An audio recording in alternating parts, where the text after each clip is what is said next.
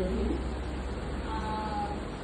मी योजना बनतो बहुजन सौरभला संवाद मित्र म्हणून काम करते आणि मी बहुजन सौरभकडून तुमची मुलाखत घेण्याकरिता आज येथे तुमच्या नॅशनल इन्स्टिट्यूट ऑफ पॅरामेडिकलमध्ये आलेली आहे.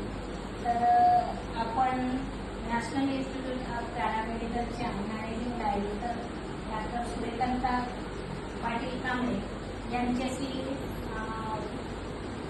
थेट चर्चा करणार आहोत. तर चला मग आपण त्यांच्याशी चर्चा करूया. तर मॅडम, आपला प्राथमिक शिक्षण आणि जन्म कुठे झाला आहे, तुमचा तो थोडक्यात प्रवास सांगा ना मला. बेसिकली मी वर्धा जिल्ह्यातील आहे. वर्धा जिल्ह्यातील धोत्रा या गावी माझा जन्म झाला.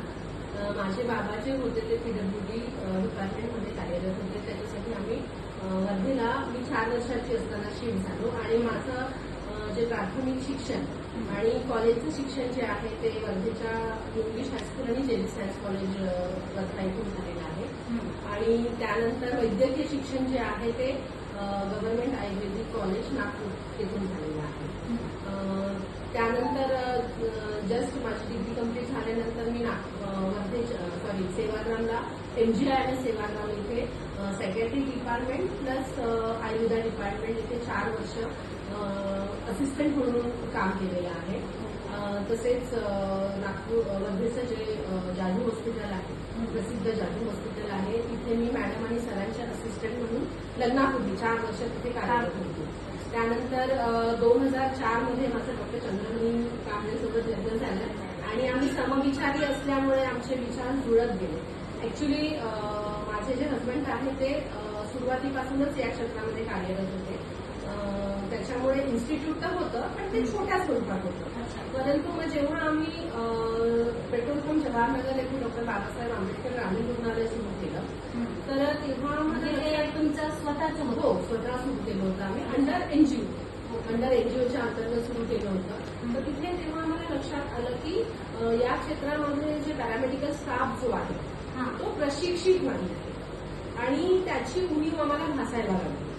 तर ऑलरेडी आम्ही या क्षेत्रामध्ये सुरुवातीपासून आयडिया होती आम्हाला. तर मग असं वाटलं की आपण हे कोर्सेस का सुरू करू नये आणि याची डिमांड जी आहे ती होती. म्हणून मग आम्ही 2006 पासून या पॅरामेडिकल कोर्सेसची सुरुवात केली. आणि मग तुम्ही 2006 पासून पॅरामेडिकल इन्स्टिट्यूट ओपन केलं, तर म्हणजे त्या पाठीमागची भूमिका आणि त्याचे उद्दिष्ट काय?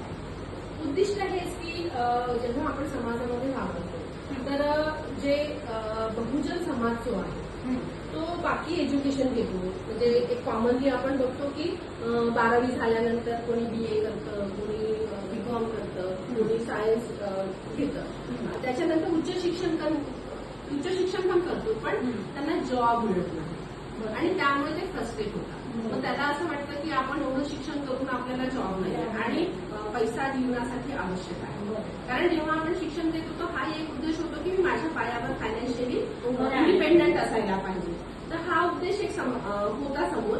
आणि हे जे कोर्सेस आहेत हे सध्याची डिमांड जी आहे ती खूप जास्ती प्रमाणात आहे. कारण आपण सगळीकडे बघतो की तालुका प्लेस असो, गाव असो किंवा शहरामध्ये प्रत्येक ठिकाणी हॉस्पिटलची डिमांड आहे.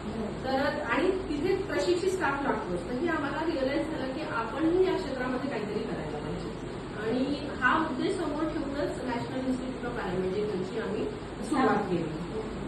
तर मॅडम, तुमच्या इन्स्टिट्यूटमध्ये विद्यार्थ्यांची पात्रता काय असायला पाहिजे? जेव्हा एखाद्या विद्यार्थ्यांना ह्या इन्स्टिट्यूटमध्ये प्रवेश घ्यायचा आहे, मिळवायचा आहे, तर त्याची पात्रता काय असेल? आपल्याकडे बघा डिप्लोमा आणि डिग्री कोर्सेस दोन्ही अवेलेबल आहे. तर याचे बेसिक जे एलिजिबिलिटी आहे ती 12वी पास आहे. मग तो आर्ट्स असो, सायन्स असो किंवा कॉमर्स असो तो डिप्लोमा कोर्स करू शकतो. पण समजा त्यांना BSc इन पॅरामेडिकल करायचं असेल म्हणजे तर त्याच्यासाठी मात्र 12th सायन्स आवश्यक आहे. आणि जो डिप्लोमा कोर्स आहे त्याला 12वी आर्ट, कॉमर्स कोणी पण. तर मला हे सांगा, तुमच्या तुम्ही ज्या विद्यार्थ्यांना इथे ऍडमिशन देत आहे मग त्या विद्यार्थ्यांसाठी अशी पायाभूत सुविधा काय उपलब्ध करून दिलेली आहे? पायाभूत सुविधांमध्ये तर सर्वप्रथम आपल्याकडे उच्च शिक्षित आणि एक्सपिरियन्स स्टाफ आहे. त्यामध्ये आम्ही दोघेही डॉक्टर आहोत, त्याच्यामुळे आम्ही स्वतःही त्यांचे क्लासेस घेतो. तिथे त्यांना आपण बेसिक प्रॅक्टिकल्स प्रोव्हाइड करतो.